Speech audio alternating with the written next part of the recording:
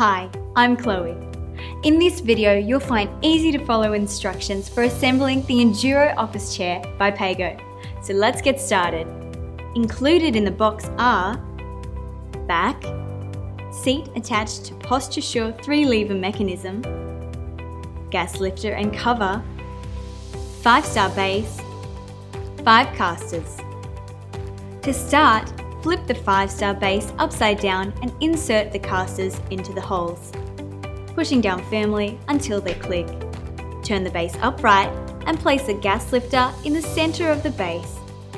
Insert base covers over the gas lifter. Now place the seat base and Posture Sure 3-lever mechanism onto the gas lifter. Then insert the back into the upright behind the seat.